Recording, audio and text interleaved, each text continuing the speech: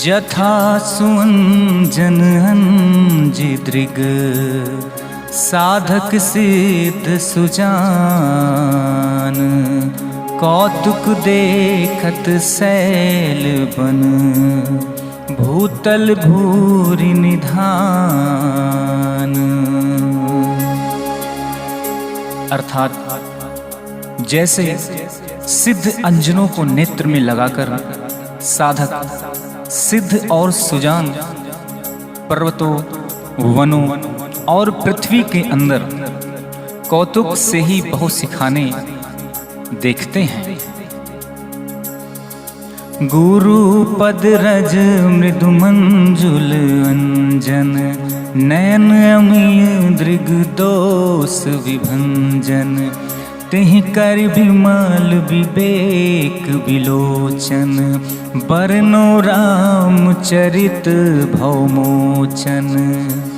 अर्थात श्री गुरु महाराज के चरणों की रज कोमल और सुंदर नैनामृत अंजन है, जो नेत्रों को दोषों का नाश करने वाला है। उस अंजन से विवेक रूपी नेत्रों को निर्मल करके मैं संसार रूपी बंधन से छुड़ाने वाले श्री राम चरित्र का वर्णन करता हूँ। बंदो प्रथम महीसुर चरना, मोह जनित संशय सब हरना, सुजन समाज सकल गुण खानी, करऊं प्रणाम सप्रेम सुबानी। अर्थात पहले पृथ्वी के देवता ब्राह्मणों के चरणों की वंदना करता हूँ, जो आज्ञा से उत्पन्न सब संदेह को हरने वाले हैं। फिर सब गुणों की खान संत समाज को प्रेम सहित सुंदर वाणी से प्रणाम करता हूँ। साधु चरित शुभ चरित कपासो, निरस विशद गुण में फल जासो, सो सही दुख पर छिद्र दुरावा, बंदनीय जिहि जग जस पावा। अर्थात संतों का चरित्र कपास के चरित्र जीवन कपास के चरित्र के समान शुभ है, जिसका फल नीरस विशद और गुणमय होता है। कपास की डोंडी नीरस होती है। संत चरित्र में भी विशेष शक्ति नहीं है, इससे वह भी नीरस है। कपास उज्जवल होता है। संत का हृदय भी अज्ञान और पाप रूपी अंधकार से रहित होता है, इसलिए वह विशद है। और कपास में गुण होते हैं, इसी प्रकार संत का चरित्र भी सद्गुणों का भंडार होता है। मुद मंगल में संत समाजो, जो जग जंगम तीरथ राजो, राम भक्ति जहाँ सुर सरिधारा, सरसई ब्रह्म विचार प्रचारा।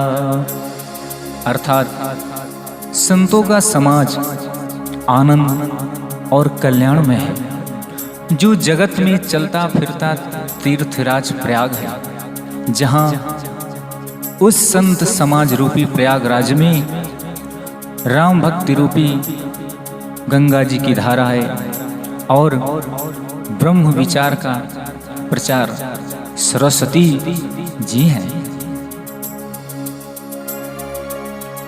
विधि निषेध में कली मलहरनी, करम कथा रविनंदन बरनी, हरिहर कथा विराजत बेनी, सुनत सकल मुद मंगल देनी।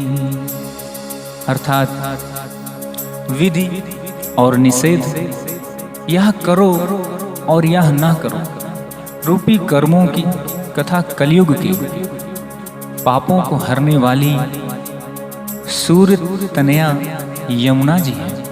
और भगवान विष्णु और शंकर जी की कथाएं, शंकर जी की कथाएं त्रिवेणी रूप से सुशोभित हैं, जो सुनते ही सब आनंद और कल्याण को देने वाली है। बटु विश्वास अचल निज धर्मा, तीरथ राज समाज सुकर्मा, सब ही सुलभ सब दिन सब देसा, सेवत सादर समान कलेसा। अर्थात उस संत समाज रूपी प्रयाग में अपने धर्म में जो अटल विश्राम है वह अच्छेवट है, और शुभ कर्म ही उस तीर्थराज का समाज परिकर है। वह संत समाज रूपी प्रयागराज सब देशों में सब समय सभी को सहज ही में प्राप्त हो सकता है, और आदर पूर्वक सेवक करने से क्लेशों का नष्ट करने वाला है। अकथ अलौकिक तीरथ राव, देई साध फल प्रगट प्रभाव। वह तीर्थराज अलौकिक और अकथनीय है एवं तत्काल फल देने वाला है, उसका प्रभाव प्रत्यक्ष है। सुनी समझहि जन मुदित मन, मज्जहि अति अनुराग, लहै चारि फल अछात तनु, साधु समाज प्रयाग। अर्थात जो मनुष्य इस संत समाज रूपी तीर्थराज का प्रभाव प्रसन्न मन से सुनते और समझते हैं, और फिर अत्यंत प्रेम पूर्वक इसमें गोते लगाते हैं, वे इस शरीर के रहते ही धर्म अर्थ काम मोक्ष चारों फल पा जाते हैं। मज्जन फल पेखिए तत्काला, काकु होई पिक पकऊ मराला, सुनिया चरज करे जन कोई, सत्संगत महिमा नहीं गोई। अर्थात इस तीर्थ राज में स्नान का फल तत्काल ऐसा देखने में आता है कि कौवे कोयल बन जाते हैं, कौवे भी कोयल बन जाते हैं, और बगुले हंस। यह सुनकर कोई आश्चर्य न करे, क्योंकि सत्संगत की महिमा छिपी नहीं है। वाल्मीकि नारद घट जोनी, निज निज मुखनि कही निज होनी, जल चर थल चर नभ चर नाना, जे जड़ चेतन जीव जहाना। अर्थात वाल्मीकि जी, नारद जी और अगस्त जी ने अपने अपने मुखों से अपनी होनी जीवन का वृत्तांत कही है। जल में रहने वाले, जमीन पर चलने वाले और आकाश में विचरने वाले नाना प्रकार की जड़ चेतन जितने जीव इस जगत में हैं,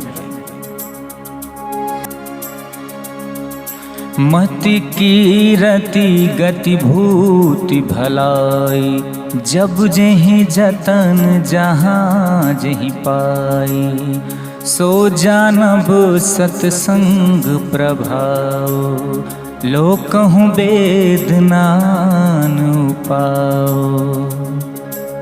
अर्थात उनमें से जिसने जिस समय जहाँ कहीं भी जिस किसी यत्र से बुद्धि, कीर्ति, सद्गति, विभूति, ऐश्वर्य और भलाई पाई है, सो सब सत्संग का ही प्रभाव समझना चाहिए। ये वेदों में और लोक में इनकी प्राप्ति का दूसरा कोई उपाय नहीं। बिनु सत्संग विवेक न होई, राम कृपा बिनु सुलभ न सोई। सत्संगत मुद मंगल मूला, सोई फल सिद्धि सब साधन फूला। अर्थात सत्संगत के बिना विवेक नहीं होता और श्री राम जी की कृपा के बिना वह सत्संग सहज में मिलता नहीं। सत्संगत आनंद और कल्याण की जड़ है। सत्संगत की सिद्धि प्राप्ति ही फल है और सब साधन तो फूल है। सठ सुध रही सत्संगति पाई, पारस परस कुधात सुहाई। विधि बस सुजन को संगत परई, फन मन सम निज गुण अनुसरई। अर्थात दुष्ट भी सत्संगत पाकर सुधर जाते हैं। जैसे पारस के स्पर्श से लोहा भी सुहावना हो जाता है, सुंदर सोना बन जाता है। किंतु दैव योग से यदि कभी सज्जन कुछ संगतियों में पड़ जाते हैं तो वे भी सांप की मणि के समान अपने गुणों का ही अनुसरण करते हैं। अर्थात जिस प्रकार सांप का संसर्ग पाकर भी मणि उसके विषयों को ग्रहण नहीं करती तथा अपने सहज गुण प्रकाश को नहीं छोड़ती, उसी प्रकार साधु पुरुष दुष्टों के संग में रहकर भी दूसरों को प्रकाश ही देते हैं, दुष्टों का उन पर कोई प्रभाव नहीं पड़ता। विधि हरि हर कवि को विद्वानी, कहत साधु महिमा सकुचानी। सो मोसन कही जात न कैसे, साक बनिक मनि गुण गण जैसे। अर्थात ब्रह्मा विष्णु शिव कवि और पंडितों की वाणी भी संत महिमा का वर्णन करने में सकुचाती है। वह मुझसे किस प्रकार नहीं कही जाती, जैसे साग तरकारी बेचने वाले से मड़ियों के गुण समूह नहीं कहे जाते।